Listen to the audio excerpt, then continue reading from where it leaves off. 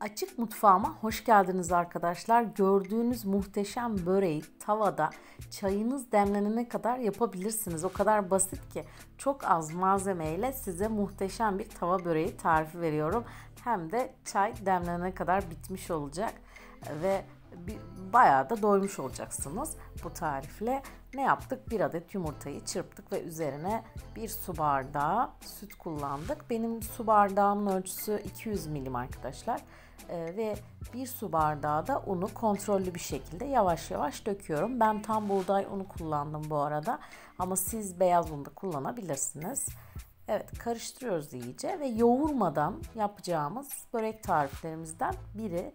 İnanın çocuğunuz acıktığında ara öğün olarak da yapabilirsiniz bu böreği. Tuzu kontrollü bir şekilde kullanın. Çünkü içerisine kaşar peyniri koyacağız. Çok tuzlu olmasını istemiyoruz.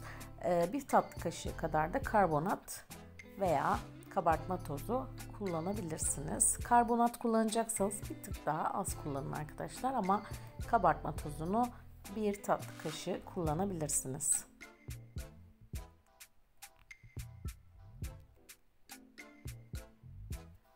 İçerisine bir su bardağı kaşar peynirini koyacağız ve yeşillikleri bol bir tarif ve sonrasında çok pratik bir şekilde pişireceğiz. Evet, bir su bardağı kadar kaşar peynirini ekliyorum. Kaşar peyniri yoksa farklı bir peynir de kullanabilirsiniz. İlla kaşar olmasına gerek yok. Yeşil soğan, maydanoz ve dereotu kullandım. Ama siz farklı yeşillikler de kullanabilirsiniz. Hepsini kullanmak zorunda değilsiniz. Ama size tavsiyem yeşil soğanı kesinlikle kullanın. Evet arkadaşlar, bir tavanın altını hemen yağlıyorum ve sonrasında harcımı tavaya ekliyorum.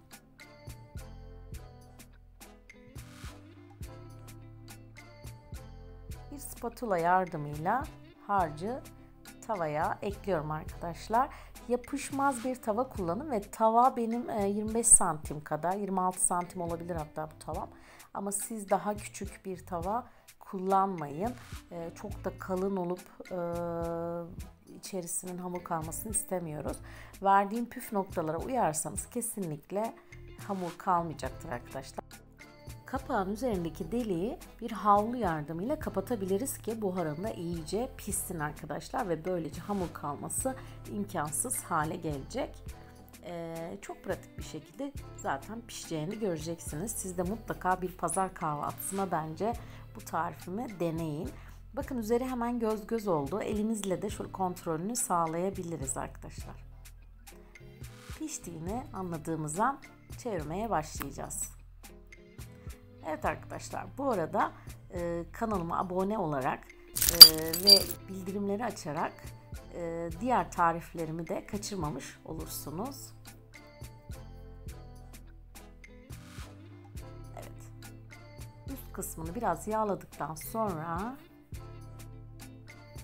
ters çevireceğiz ve diğer tarafı da birkaç dakika pişirdikten sonra yine aynı şekilde kapağını kapatacağız ve tavada hazırladığımız böreği afiyetle yiyeceğiz.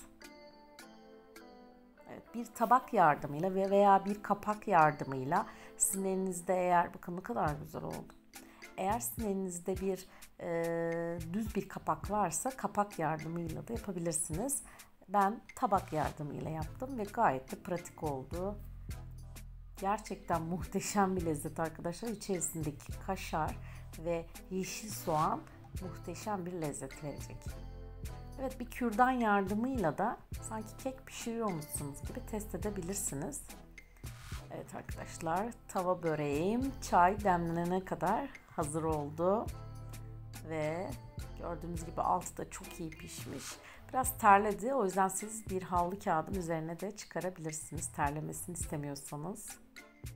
Evet, dilimledikten sonra afiyetle yiyeceğiz arkadaşlar. Siz de tariflerimi denerseniz mutlaka yorumlarınızı bekliyorum arkadaşlar. Çok merak ediyorum. Acaba denediğinizde siz de bu tariften memnun kalacak mısınız? Ama tariften memnun kalacağınıza zaten adım gibi eminim. Mutlaka yorumlarınızı bekliyorum. Bakın ne kadar güzel, harika bir börek oldu ve misafirinize, çocuğunuza, evdeki herkese yapın mutlaka arkadaşlar. Çay demlenene kadar hazırlayacağınız bu tava böreğini kaydedin mutlaka. Hoşça kalın.